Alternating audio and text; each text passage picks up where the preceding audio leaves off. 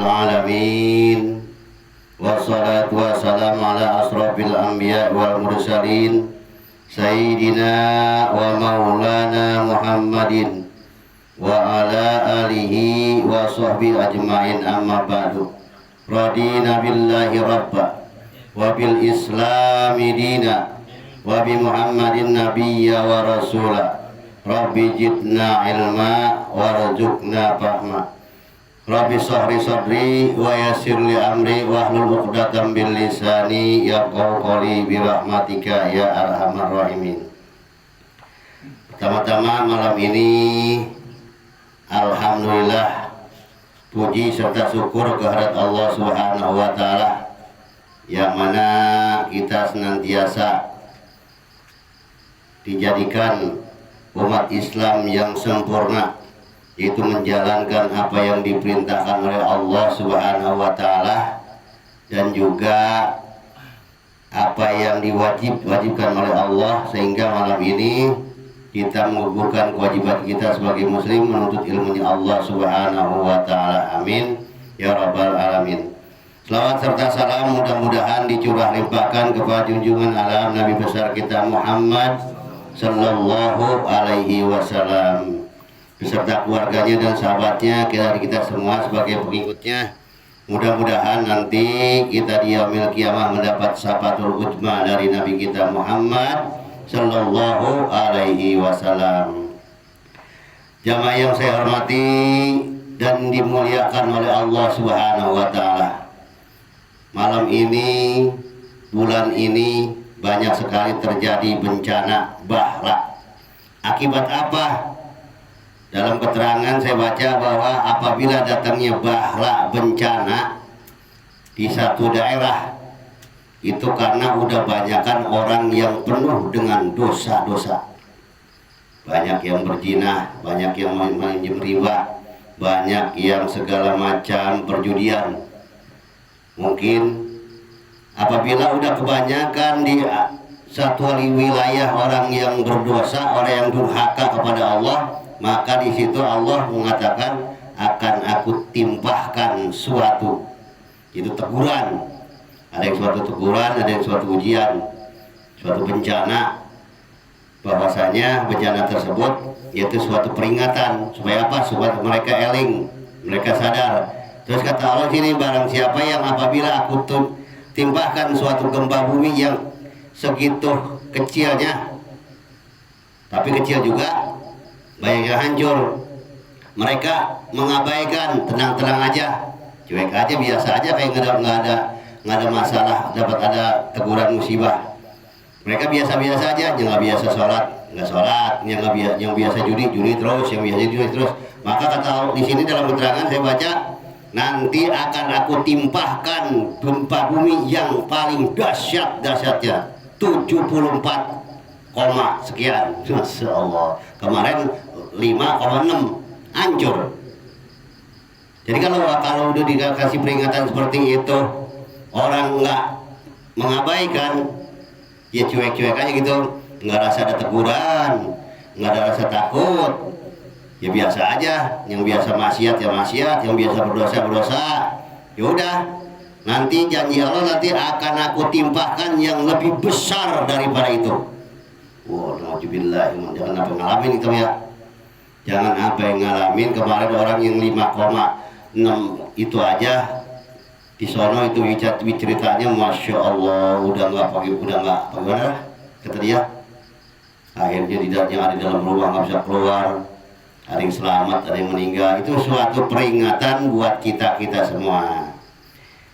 Jamaah sekalian yang saya hormati dan yang dimuliakan oleh Allah Subhanahu wa taala, kita melanjutkan yaitu yang kemarin tentang yaitu hak seorang laki-laki dan hak seorang istri. Maka di sini kita lanjutkan bahwasanya di dalam keterangan dari sabda Rasulullah SAW, istri tidak boleh menolak yaitu ajakan suami. Hak suami atas istrinya ialah tidak boleh menolak permintaan terhadap dirinya meskipun di atas kendaraan. Jadi kewajiban istri itu kapanpun suami menginginkan jangan ditolak. Bagaimana kalau menolak? Maka kalau ditolak, maka selama suami itu masih dongkol, masih kesel, maka malaikat yang ada di langit dan di langit dan di bumi, binatang yang ada di daratan dan di lautan, semuanya murka kepada seorang istri yang membangkang kepada suaminya. Di sini, walaupun di sini, jadi ialah tidak boleh menolak permintaan terhadap dirinya meskipun dia di atas kendaraan, dan tidak boleh puasa sunnah walaupun sehari pun kecuali dengan izin suaminya. Misalnya istrinya memang solehah, sejak puasanya biasa Senin Kamis puasa mulu, ya, ternyata dia izin, bang saya bosan mau puasa, bagaimana puasa sunnah? Istri suaminya nggak mengizinkan, maka di sini, dan jika dia melanggar maka berdosa dan tidak diterima puasanya. Jadi bukan malah dapat pahala, dapat berdosa karena dia tidak mendengarkan larangan suaminya. Jadi walaupun dia puasa juga di sini. Dan tidak boleh memberi sesuatu dari rumah suaminya kecuali dengan izinnya. Misalnya di rumah ada sayur, emang suaminya mau pelit, sayur dulu basi gak, istrinya nggak bilang lagi, ngasih ke tetangga, nanyain itu sayur yang kemarin di 2 hari kemana katanya, gitu gue tanyain. Jadi saya kasihkan, bang ngapa lu kasihkan, gue masih doyan, misalnya begitu.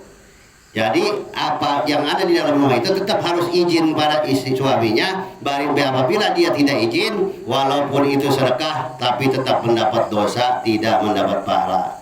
Jadi suami istri di apapun, di bidang apapun harus izin kepada suaminya. Maka jika berbuat itu maka pahalanya untuk suaminya. Misalnya sedekah nih, ada orang minta jariah, istrinya nggak izin lagi sama suaminya, ngambil aja duit. Akhirnya suaminya nanya, ngasih duit apa tadi? Sedekah. Duit segitu-gitunya mau sedekahin misalnya. Akhirnya karena dia nggak izin, istrinya dapat dosa, tidak dapat pahala, suami tetap dapat pahala karena dari uang tersebut. Jadi harus itu nggak izinnya. Jadi mendapat dosa karena tidak izin kepada suaminya. Dan di sini apabila suami ini pahalanya untuk suaminya dan dosa tetap pada istrinya. Jadi istrinya tetap dosa tuh, walaupun itu berpahala juga, walaupun sedekah. Dan tidak boleh keluar dari rumahnya kecuali dengan izin suaminya. Apabila seorang istri keluar dari rumah tanpa izin suaminya, kondangan kek, pasar kek, ke warung kek, tetap harus izin. Bagaimana kalau nggak izin? Kalau suaminya nggak ridho, istrinya berangkat ke rumah nggak izin lagi, maka dilaknat oleh malaikat langit dan bumi, binatang yang ada di daratan dan di lautan, semuanya murka nyumpain kepada seorang istri yang tidak taat kepada suaminya. Di sini kalau nggak izin nih, maka jika dia melanggar terus, kata suaminya ngelarang, lu jangan kemana-mana, gue lagi pulang sehat, nggak dapat badan gue, jangan kemana keluar dulu ah. Tetap pergi juga arisan misalnya kondangan, maka di sini dikutuk oleh Allah dan malaikat sehingga tobat dan minta maaf kepada suaminya, meskipun suaminya jolim, misalnya suami orang bukan orang soleh, suaminya suami apa sih sebutnya, suami yang belakang sarut gitu, suaminya bukan suami yang soleh, tetap istri mah harus taat kepada suaminya. Di sini Rasulullah Shallallahu Alaihi Wasallam dalam sabdanya, almar'atu la tu'addi haqqallahu hatta tu'addi dia haqqa zawjaha kullahu law sya'alaha wa huwa ala dhahri qatabin lam tamna'hu nafsaha. Di sini dalam keterangan Rasulullah, sesungguhnya seorang istri belum menunaikan kewajibannya terhadap Allah, sehingga dia menunaikan kewajibannya terhadap suaminya. Walaupun dia ahli sholat, ahli ngaji kemana-mana, puasa Senin Kemis, tapi dia nggak taat pada suaminya, maka belum dianggap taat kepada Allah kalau belum dapat taat kepada suaminya. Tuh sampai ke situ ya. Sampai ke situ itu ketaatan seorang istri kepada suaminya. Kalau sekarang gimana? Sekarang udah banyak banget. Nanti makanya waktu Rasulullah diangkat Isra Mi'raj sama Allah, diperlihatkan neraka banyakkan perempuannya. Itu zaman Rasulullah. Ya, udah banyak. Rasulullah ditanya, ya Rasulullah, Rasulullah berkata, aku diperlihatkan di dalam neraka itu kebanyakan neraka isinya perempuan. Masya Allah. Laki gimana? Ya hampir sama ya itu. Karena banyakkan perempuan. Kenapa itu situ? Banyak perempuan yang gak taat pada suaminya, banyak perempuan yang durhaka kepada suaminya, banyak perempuan seorang istri yang tidak bersyukur kepada suaminya sehingga masuk nerakanya Allah walaupun dia ahli ibadah. Walaupun ahli ibadah, ahli sholat, ahli puasa Senin Kemis, tahajud rajin, duhanya rajin, segala macam dikerjakan, tapi dia tidak taat kepada suaminya, maka semuanya amal ibadahnya ditolak oleh Allah Subhanahu wa Ta'ala, belum dikatakan orang yang taat kepada Allah. Tuh. Dan semuanya, dan andaikan memerlukan dirinya di atas kendaraan, tidak boleh menolaknya. Itu sampai ke situ. Lagi ngapain nggak bisanya istri kita, kalau dia nolak kita maafin, jangan sampai kita kesel. Seandainya istri kita menolak ajakan kita ke tempat tidur, itu kita harus maafin, kesian. Sebab apa? Kalau selama kita masih kesel, itu sholatnya, sholat subuh, sholat zuhur, sholat asar, sholat maghrib, kalau kita belum meminta maaf kepada suaminya, maka ibadahnya ditolak oleh Allah Subhanahu wa Ta'ala, sehingga suaminya senang hatinya. Masya Allah. Di sini seorang perempuan datang bertanya pada Nabi Shallallahu Alaihi Wasallam, sesungguhnya sepupuku meminang aku, maka ajarkan padaku apakah hak suami atas istrinya. Maka jika dapat saya laksanakan, maka saya kawin. Jawab Nabi, kata Nabi, hai, hak suami itu besar sehingga andaikan mengalir darah hidung di atas suaminya. Misalnya Pak Imam nih hidungnya ngalir darah mimisan, bari hidung ngolot misalnya nih, itu darah atau nanah lalu dijiratin oleh istrinya, belum juga terbayar hak suaminya, itu belum termasuk taat. Walaupun itu nanah darahnya dijiratin pakai, bukan dilapin pakai ujur. Sampai situ ya. Kalau tahu ya harus. Makanya banyak banget sekarang nih perempuan-perempuan yang pada kurang taat pada suaminya. Kata suaminya, Bu, kalau saya malu Bu, udah ngaji, Ibu kalau bisa jangan lepas dari jilbab Bu, sebab aurat perempuan itu rambut yang satu lembar yang terlihat oleh laki-laki lain, yang diuraikan sampai orang banyak yang melihat, maka rambut tersebut nanti di dalam neraka Allah jadikan apa? Itu kawat yang maron. Kalau dalam kubur bagaimana? Dalam kubur Allah jadikan itu satu lembar rambut wanita akan dijadikan oleh Allah itu ular yang berbudak ngegrogotin. Alhamdulillah. Bagi perempuan yang mana itu? Bagi perempuan yang membuka kemana-mana nggak pakai kerudungan. Kalau suaminya nggak ngebilangin, nggak nasihatin, maka suaminya aja pun dapat dosa dari Allah. Allah melaknat juga. Tuh. Di sini bahwa walaupun dijilatin oleh istrinya, belum terbayar hak suaminya itu. Dan andaikan manusia, kata di sini kata Nabi nih, andaikan manusia boleh sujud kepada manusia, kata Nabi sini, pada manusia niscaya saya perintahkan seorang istri sujud pada suaminya. Kalau oleh Allah membolehkan manusia boleh sujud pada sebuah manusia, kalau Allah bolehkan nih, maka akan aku perintahkan, kata Nabi, seorang istri sujud pada suaminya. Tiap-tiap datang masuk padanya karena kelebihan yang diberikan Allah padanya, maka berkata perempuan itu, demi Allah yang mengutusmu, dengan hak saya tidak kawin selama hidupku di dunia ini. Itu perempuan nanya pada Nabi, ya Rasulullah, bagaimana sih kalau saya kawin hak saya kepada suami saya? Itu begitu. Rasulullah jawabnya kepada wanita itu, seandainya suamimu itu hidungnya keluar nanah keluar darah, dilapinnya bukan pakai bujur, bukan pakai tisu, dijilatin, kamu belum termasuk istri yang taat, termasuk belum terhitung. Seandainya Allah memerintahkan sujud manusia boleh sujud pada manusia, maka akan kuperintahkan seorang istri sujud pada suaminya. Akhirnya wanita tersebut, kata satu wanita, demi Allah yang mengutusmu, kata wanita, kata perempuan itu, dengan hak saya tidak kawin dah kalau begitu.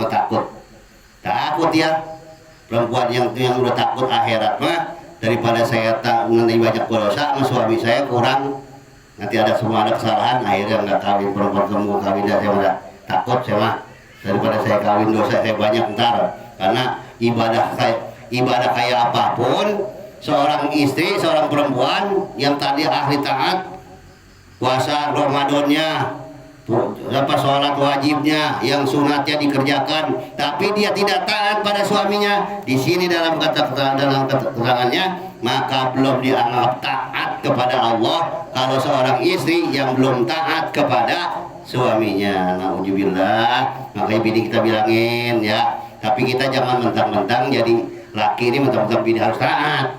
Kita harus tahu. Jadi kita harus tahu mana kelebihannya dan mana kekurangannya. Seandainya bini kita emang tukang sifatnya tukang nolak mulu, ya kita kudu tahu caranya. Gitu. Kasih duit dulu 5 juta sebagai kebirangan, itu baru kan kebirangan tuh. Jadi jangan sampai dia nolak. Jadi jangan sampai kita di istri kita berdosa, nanti kita dapat tuntutan di dalam akhirat. Sebab apa? Kalau kita sebagai suami ini adalah pemimpin dalam rumah tangga, anak dan istri kita. Apa kewajiban kita? Terutama kewajiban kita yaitu memerintahkan anak-anak kita, istri-istri kita sholat. Walaupun dia suka sholat, walaupun istri kita tukang sholat, rajin sholat, tapi sholatnya telat mulu. Itu kewajiban lelakinya. Kewajiban suaminya. Apalagi anak apabila satu waktu tidak sholat, karena dia wajib. Sampai di mana wajibnya anak perempuan? Perempuan itu apabila dia udah keluar head.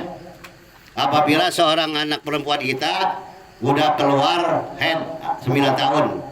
Apabila seorang wanita yang udah keluar head, itu wajib satu waktu dia tinggalkan dengan sengaja, maka anak kita itu dosanya, kalau kita enggak ngebilangin, maka dosanya dilimpahkan kepada orang tuanya. Walaupun kita seorang sholat, kita rajin sholat kita, tapi anak kita nggak sholat, kita nggak bilangin. Kalau udah kita bilangin bagaimana? Kalau udah kita bilangin mah, udah kita kasih tahu mah, gugur kewajiban kita, nanti pertanggungjawaban di akhirat masing-masing. Kalau anak kita udah punya kewajiban sholat, subuh nggak kita bangunin, johor nggak kita omelin, asar kita ngomelin, maka siap-siap anak ibu dan bapaknya akan terjerumus dibawa oleh anaknya ke dalam neraka. Walaupun dia tukang sodakohnya rajin, sembayangnya rajin, walaupun telat-telat juga, puasanya rajin, tapi anak kita nggak kita omelin untuk sholat, maka siap-siap orang tua akan dibawa ke dalam neraka oleh anaknya. Nggak bisa tetap. Kenapa? Karena lalai kita, karena kita lalai terhadap anak yang kita urusin. Bukan makan doang, bukan sekolah doang, bukan ngaji doang, bukan pakai doang. Kewajiban kita, terutama anak kita, suruh memerintahkan sholat 5 waktu. Jangan sampai ketinggalan kalau dia udah punya kewajiban. Kalau udah dia punya kewajiban, udah head, perempuan, kalau laki udah balik, itu satu waktu pun kita nggak boleh lengah, nggak boleh lalai. Kalau satu waktu kita lalai, dia belum sholat, kita ngomelin, maka itu tanggung jawab orang tuanya dari dunia sampai ke akhirat. Nauzubillahi min dzalik. Kalau nggak percaya, ini baca sendiri nih. Ini di dalam kitab Duratul Nasin, bahwa ini jelas kewajiban seorang istri, kewajiban seorang laki yang paling berat-beratnya adalah seorang suami terhadap keluarganya. Makannya juga kewajiban kita, ngasih duit wajib tuh. Nah, pakainya kita ngasih duit, pakainya, tempat tinggalnya, semua kewajibannya tuh. Terus anak kita kalau punya anak, enak orang bagaimana? Orang yang nggak punya anak, enak sebenarnya orang punya anak. Emang di dunia mah, wah dia mah sian banget ya dia nggak punya anak. Padahal kalau kita bandingkan enak ada orang yang nggak punya anak, jadi ngajarin bininya doang. Tuh, makanya banyak anak, banyak masalah, banyak anak, banyak fitnah, banyak anak juga. Itu macam-macam anak tersebut. Ada yang rajin sembayangnya, ada yang ngedul, ya. Ada yang kita bilangin suruh pakai, anak perempuan kita suruh pakai kudungan, nggak pakai kudungan juga, pakai jilbab. Gak apa-apa. Kewajiban seorang wanita itu untuk taat kepada Allah, yaitu pertama dia menutup auratnya. Kalau wanita tidak menutup auratnya keluar rumah, apalagi pakai celana pendek. Kalau wanita tidak menutup auratnya keluar rumah, rambutnya kemana-mana, maka satu lembar rambut Allah jadikan ular bedudak, ular yang ada bibisanya, satu lembar di dalam kubur.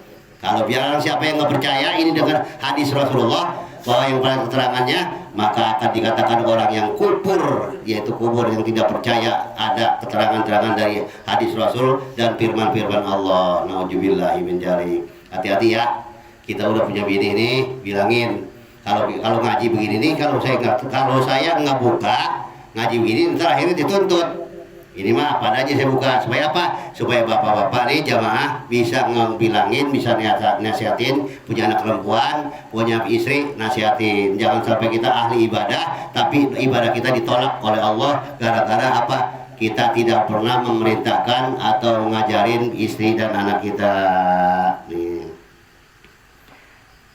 Di sini dalam riwayat Nabi SAW bersabda bahwasanya siapa yang sabar terhadap akhlak atau jelek dari istrinya, kita harus sabar. Jangan main ceraiin wae banget. Kalau bini lagi ngeselin nih, jangan main cerai dulu, timbang-timbang nih. Salahnya yang mana nih? Salahnya udah patah nih. Di bocah kalau gue benerin juga emang gitu. Kita lihat yuk, kita renungin istri nih. Wah ini bocah kalau gue benerin juga kurang ajar dah, udah. Apa dah, kucerain, berarti jodoh sampai situ.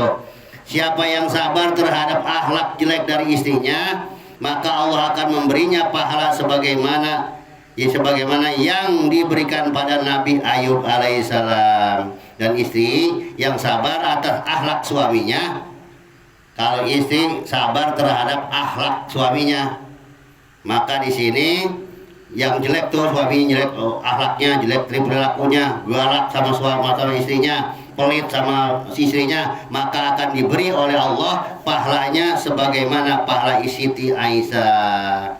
Jadi harus ada kesabaran. Kita harus menimbang-nimbang keluarga kita, mana kelebihnya, yang mana kurangnya, ada kelebihannya, ada kekurangannya di sini. Jadi seorang istri juga harus sabar menghadapi lelaki yang jelek akhlaknya, apalagi udah jelek akhlaknya, udah nggak sholat, udah pakaian juga nggak pernah diurusin, tidur juga kadang jarang mandi. Nah itu kurang jelek juga termasuknya. Akhlak yang paling buruk seorang suami memperlihatkan kepada istrinya apabila dia tidur dengan istrinya, dia pakaiannya, badannya tidak terurus, maka di sini termasuk jelek juga gitu. Jadi bukannya bini doang disuruh dandan, disuruh ini, kita juga sebagai suami harus tahu di sini. Ada seorang datang akan mengeluh pada Umar tentang gangguan istrinya. Nih, ada seorang laki datang ke rumah Umar mengadu gitu. Pas datang ke rumah Umar, Umar lagi diomelin sama bininya gitu. Akhirnya pulang lagi, panggilin, ada apa kamu perlu apa? Aku pulang lagi. Begini, saya datang ke sini mau ngadu akhlak istri saya yang bejat. Udah sering nuduh saya gini, banyak perintah saya sering ngomelin. Sini. Kalau pas saya datang ke sini, saya Umar juga lagi diomelin sama bininya gitu. Kamu harus tahu, kata Sayyidina Umar, itu dia ngurusin anak-anak siapa? Anak saya. Yang ngurusin siapa? Istri saya. Terus kamu makan dari tiap hari masak, boleh siapa? Boleh istri saya. Itu kamu nyuci pakaian kamu bersih, boleh siapa? istri saya. Jadi kita harus tahu, kata Zubairi. Jadi jangan kebanyakan menyalahkan seorang istri. Lihat kewajiban istri sampai di mana emang sebetulnya? Istri mah pagi-pagi suruh dandan, duduk diam. Itu sebetulnya mah. Ini mah kan istri nyuci dia, ya kan? Masak dia, layanin kita dia, segala macam dia. Makanya itulah kekurangan kita, bahwa kita udah merasa ngasih duit juga, merasa udah paling raja di dalam rumah. Itu nggak boleh. Jadi harus ada taunya. Walaupun kita sering ngasih duit, tapi yang masak siapa? Kok kita mau nyari duit doang, usaha doang, ngasihkan ke istri. Gitu, makanya harus tahu. Jadi perempuan juga ada haknya kepada suami, suami juga ada hak pada istrinya, seperti itu. Makanya di sini masih banyak itu tentang dalam berumah tangga. Bahwa di sini nih sedikit lagi, kaum lelaki sebagai pemimpin bagi kaum wanita, karena Allah telah melebihkan mereka dari yang lain. Jadi laki sama perempuan mah lain. Bagaimana di sini? Juga karena nafkah yang mereka berikan dari harta mereka, maka wanita yang solehah, yaitu yang taat pada Allah dan memelihara diri sebagaimana yang dipelihara oleh Allah ketika tidak ada suaminya. Dan wanita yang kamu khawatirkan nusyutnya, maka nasihatilah mereka dan tinggalkan mereka dalam tempat tidur. Maksudnya kalau istri kita ngebangkang, tidak taat, kita nggak ada, barang kita dipinjem-pinjemin. Sampai misalnya kita, hobi kita ngapain? Main layangan dah misalnya. Pak Imam main layangan hobi. Pas nggak ada, ditaruh. Bu, ini tolong layangan saya taruh ya. Pas ada bocah minjem, dikasih minjem tanpa izin. Cuma sebegitu doang nggak? Perempuan mah dosa besar termasuk terhadap suaminya. Karena dia udah berani meminjamkan hak suaminya. Nggak boleh. Sekecil apapun enggak di situ. Makanya di sini kalau istri kita nusus, maka nasihati dulu dan tinggalkan mereka dalam tempat tidur. Misalnya kesal nih, jangan langsung gua ceraiin lu, gua antar lu ke rumah malu. Jangan begitu. Kita harus di sini memboikotnya dalam tempat tidur, dan pukulah mereka pukulan yang tidak melukai, tidak menyakitin. Pukul pantatnya, tepok gitu misalnya. Jangan dipukulnya semuanya kayak mukulin maling, jangan. Mukulin bini kayak mukulin maling, kebukin ditendangin, jangan, itu mau gila ya, ditendangin, dikusupkan, ada itu ya, geblek semua orang, itu laki-laki geblek. Itu orang tuanya boleh ikut campur kalau masih ada. Karena apa? Karena kita mah akad kan, nggak berhak 100%. Iya, manusia akad. Apabila anak kita ini sebagai perempuan disakitin, ya harus tampil kita. Dia program mantunya gitu ibaratnya, gitu, nggak boleh. Nggak boleh semuanya, makanya mukul yang tidak melukai. Maka jika telah kembali taat nih, istrinya patuh, maka janganlah kamu mencari-cari jalan untuk melakukan hukuman yang lainnya. Sesungguhnya Allah Maha Tinggi lagi Maha Besar. Jadi bisa bini udah minta maaf, ya kita maafin. Lu jangan begitu lagi ya, nanti mah kalau dia sekali, dua kali, ketiga kali begitu aja mah ya udah lemparkan. Apalagi bini nyeleweng mah ya. Kita nggak ada main HP, janji sama suami lain, udah najis tuh mah. Ya, kalau perempuan itu perempuan najis. Kalau kita punya bini nyeleweng, udah itu memang udah termasuk najis, kurang ajar termasuknya. Kalau istri punya suami mau main dengan laki-laki lain, apalagi lakinya suami orang juga, istri lakinya suami orang, ya termasuk kurang bagus sudah itu mah. Itu mah udah nggak bagus dah. Udah paling kotornya seorang perempuan yang nyeleweng orang yang punya suami tapi masih main dengan laki-laki lain. Nauzubillahi min dzalik. Itu mah neraka yang paling siksanya paling besar. Udah dosa pada suami dan dosa pada Allah Subhanahu wa taala. Dan kita nih sebagai bapaknya, sebagai kita sebagai pemimpin, laki-laki, orang tua kita para kia, pemimpin ya. Kita ini pemimpin kita nih di dunia kita wajib punya kewajiban terhadap anak dan istri kita. Di akhirat pun nanti kita mau dicariin, mana ini bapak saya, mana suami saya mau dipasang neraka, saya nggak ridho. Nggak tahu pas lagi dilihat Pak Rahmat lagi enak banget di surga, lagi halo, lagi tenang sendirian, bininya nggak dipikirin. bininya nyariin. Kalau dari mana? Saya nggak ridho. Suami saya masuk surga, saya masuk neraka, saya nggak ridho. Kenapa? Dulu saya di dunia nggak pernah diajarin. Dulu saya pernah dari dunia nggak pernah disuruh sholat. Saya nggak sholat nggak diomelin. Ya akhirnya udah enak-enak di surga ditarik. Ya udah bisa ampun lagi surga mah. Nunggu udah tuh berapa ratus tahun, ribu tahun. Itu makanya dari sekarang ini mah saya bukan lagi nasihatin, bukan lagi ngajarin, ini mah mengingatkan. Supaya apa? Supaya kewajiban saya juga gugur. Karena kewajiban kita mah sebagai lelaki mah merintahkan istri taat kepada Allah. Taatnya bukan sholat doang.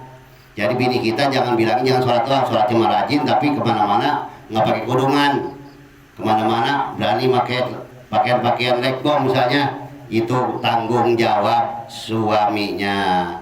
Itu makanya sampai apabila seorang suami mengizinkan istrinya keluar rumah berwangi-wangian diizinin, maka akan satu langkah istrinya dibangunkan satu rumah di dalam neraka. Enak nggak? Kalau satu rumah dalam neraka enak. Kalau di dalam neraka mah semuanya dari api. Berarti kita dimasukkan dalam. Jadi seorang suami yang mengizinkan istrinya keluar rumah dengan wangi-wangian, apalagi pakaiannya pakaian bukan muslimah, pakai celana pendek atau pakai lekbong, palanya nggak ditutupin, kita nggak ngomelin, maka kita malah mengizinkan, malah ridho. Maka itu satu langkah istri keluar, maka kita dibangunkan oleh Allah satu langkah istri kita satu rumah di dalam neraka. Serem ya, serem. Nggak ada yang percaya, ini kadang-kadang nggak percaya. Wah, belau amat lu ngomong begitu. Ini mah ada apa ya? Ada kitabnya. Ini kitabnya ada di dalam bab tentang istri, suami istri. Ya adanya di kitab Duratun Nasihin ini. Kalau nggak percaya, ya itu cariin, beli kitabnya. Bener nggak nih di sini? Gitu. Ini bukan lagi ke kebiasaan saya, bukan apa yang saya baca di sini ya. Ini mah jadi jangan sampai nih saya sombong ngomong gitu. Kalau nggak percaya nanti setelah mati perempuan yang membuka auratnya maka akan digantung oleh Allah, itu rambutnya digantung, pala otak yang ngedidih. Dia ada dalam bab itu adanya di bab tentang ya orang yang meninggalkan sholat, ada di situ. Ya hukuman ya. Hukuman buat orang-orang yang berani melanggar atas perintah Allah. Maka nanti kalau nggak percaya, nanti pas percayanya udah di dalam kubur biasanya ya. Karena kan ini mah iman nggak percaya. Soalnya orang ahli kubur semuanya nggak ada ngomong, udah di kubur udah yang balik lagi. Seandainya ada orang ahli kubur pulang lagi, Masya Allah, kata ahli kubur, ya Allah pulangkan saya lagi ke dunia ya Allah, saya mau ngapain, saya mau ibadah, mau taat padamu ya Allah, saya mau tobat. Nggak bisa, udah nggak bisa, udah dalam masa belum kubur mah udah nggak bisa. Makanya mumpung kita punya kesempatan hidup, udah kita pergunakan kehidupan kita ini untuk taat pada Allah. Karena manusia mah semuanya gak bakal mati, kullu nafsin ja'iqatul maut. Setiap yang hidup, yang bernapas itu pasti mati. Matinya kemana? Matinya apa kita dapat kenikmatan dalam kubur, apa dapat kesengsaraan. Tinggal kita yang lihat.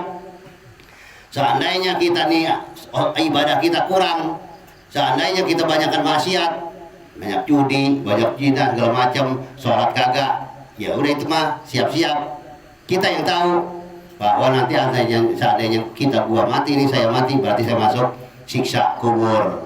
Kalau kita taat pada Allah, maka insya Allah kita mendapat nikmat kubur dan dimasukkan surganya Allah Subhanahu Wa Taala. Amin ya Rabbal Alamin. Mudah-mudahan kita semua ini nanti meninggal dunia minta pada Allah mati dalam keadaan husnul khotimah. Amin ya Rabbal Alamin. Dan mudah-mudahan keluarga kita, anak dan istri kita taat pada suaminya, istri, dan taat kepada Allah Subhanahu Wa Taala. Dan mudah-mudahan anak kita menjadikan anak yang solehah, anak yang selalu berbakti kepada kedua orang tuanya, anak yang selalu taat kepada Allah dan Rasulnya. Amin ya Rabbal Alamin. Sebab apa? Sebab kita mah takut, kudu takut atau siksa kubur, kudu takut atau api neraka, kudu takut. Api di dunia aja kita nggak sanggup, apalagi api neraka. Mudah-mudahan kita nih selama hidup kita Mudah-mudahan amal ibadah kita, sholat kita, puasa kita diterima oleh Allah Subhanahu wa ta'ala. Amin ya rabbal alamin. Kurang lebihnya saya mohon dibukakan pintu maaf yang seluas-luasnya. Saya bukan lagi ngajarin, bukan lagi ngeguruin, saya bukan orang pinter, saya juga orang goblok sama orang bodoh. Ini mah lagi ngaji bareng-bareng. Ini mah mengingatkan diri saya dan keluarga saya dan mengingatkan para jamaah. Mudah-mudahan semuanya ridho daripada Allah Subhanahu wa taala. Allahu a'lam bishawab. Mudah-mudahan apa yang saya sampaikan ada manfaatnya, khususnya buat diri saya dan keluarga saya dan umumnya buat para jamaah sekalian. Saya mohon dibukakan pintu maaf yang seluas-luasnya. Dari saya cukup sekian. Akhir kalam, wassalamualaikum warahmatullahi wabarakatuh.